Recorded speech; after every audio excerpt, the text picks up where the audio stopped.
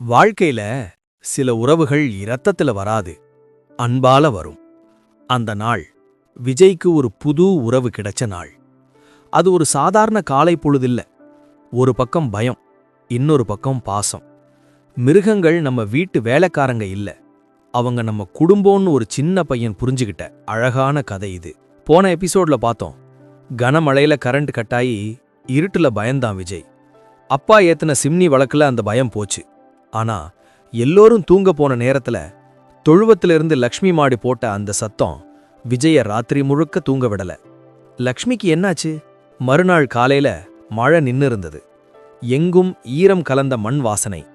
விஜய் கண்ல இன்னும் தூக்கம் மிச்சம் இருந்தாலும் மனசு முழுக்க லக்ஷ்மி மேலதான் ஞாபகம்.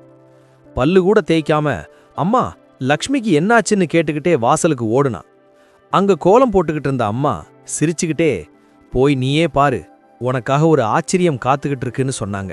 விஜய்க்கு விலங்குகள்னா உசுறு. ஆனா நேத்து ராத்திரி லக்ஷ்மி கத்துன சத்தம் அவனுக்குள்ள ஒரு பயத்தை உண்டாக்கி இருந்துச்சு. அதனால பூனை மாதிரி மெதுவா சத்தம் வராம கொட்டகைக்குள்ள எட்டி பார்த்தான். உள்ள அப்பா வைக்கோல் போட்டுக்கிட்டு இருந்தார். அப்போதான் விஜய் அந்த காட்சியை பார்த்தான்.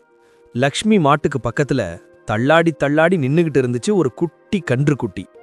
வெள்ளை நிறத்துல பழுப்பு புள்ளிகள் வச்ச அழகு அது. அத பார்த்த உடனே விஜய்க்கு சந்தோஷம் தாங்கல.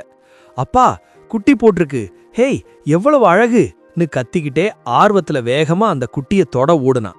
ஆனா நடந்ததே வேற. விஜய் வேகமா கிட்ட போனதும் லக்ஷ்மிக்கு கோபம் வந்துருச்சு.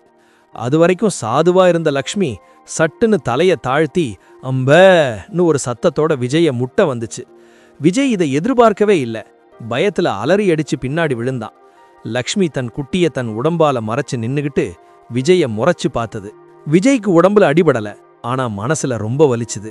அவன் கண்களிலிருந்து கண்ணீர் வழிய ஆரம்பிச்சது. என்ன, நான் அதோட ஃப்ரெண்டு தானே, தினமும் அதுக்கு புல்லு வைப்பேன், தண்ணி வைப்பேன், இன்னைக்கு ஏன் என்னைய பார்த்து முறைக்குது? போ, நான் இனிமே லக்ஷ்மி கிட்ட பேசவே மாட்டேன்னு தேம்பி தேம்பி அழுதான். தன் அன்பு நிராகரிக்கப்பட்டதா நினைச்சு மூலையில போய் நின்னுகிட்டான். அப்பா மெதுவா விஜய் கிட்ட வந்து உட்கார்ந்தார். விஜய், லக்ஷ்மி உன் மேல கோபமா இல்லடான்னு சமாதானம் சொன்னார். என்னன்னா, அது இப்போதான் அல்மாவா இருக்கு. தான் பச்சை குழந்தைக்கு ஏதாவது ஆபத்து வந்துருமோன்னு ஒரு பயம். அம்மா உன்னை எவ்வளவு பத்திரமா பார்த்துப்பாங்க, அதே மாதிரிதான் அதுவும் தன் குட்டிய பாதுகாக்குதுன்னு எடுத்து சொன்னார். விஜய் கண்ணீரை தொடச்சிட்டு லக்ஷ்மிய பார்த்தான்.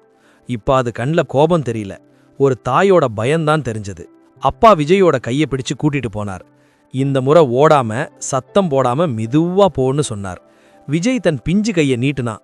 லக்ஷ்மி கொஞ்சம் யோசிச்சு அப்புறம் மெதுவா கழுத்தை நீட்டி விஜய் கைய முகர்ந்து பார்த்தது. அந்த வாசனை அதுக்கு பழக்கமான வாசனை. தன் எஜமான் பையன்தாங்கிறத புரிஞ்சுக்கிட்டு லக்ஷ்மி சாந்தமாச்சு. தன் நாவால விஜய் கைய நக்க ஆரம்பிச்சது. அந்த நிமிஷம் அங்கிருந்த பயம் போய் அன்பு நிறைஞ்சது.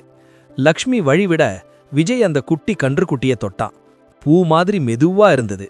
அந்த குட்டி விஜயோட விரலை ஏதோ காம்புன்னு நினைச்சு சப்ப ஆரம்பிச்சது. விஜய்க்கு சிரிப்பு தாங்கல.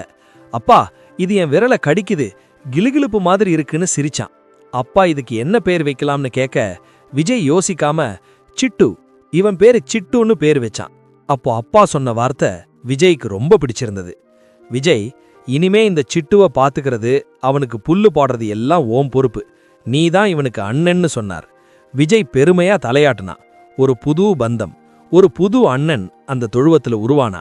இந்த கதையிலிருந்து நாம என்ன கத்துக்கிறோம்? மிருகங்களுக்கு பேச தெரியாது, ஆனா நேசிக்க தெரியும்.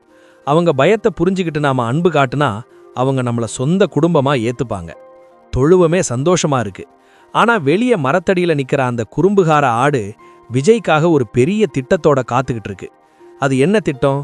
ஏன் விஜயோட ஸ்கூல் பேக அது பார்த்துக்கிட்டு இருக்கு? இந்த கதை உங்களுக்கு பிடிச்சிருந்தா மறக்காம லைக் பண்ணுங்க. விஜய் அவன் குட்டிக்கு சிட்டுன்னு பேர் வச்ச மாதிரி நீங்க ஒரு கன்று குட்டிக்கு என்ன பேரு வைப்பீங்க? அதை கீழே கமெண்ட்ல சொல்லுங்க.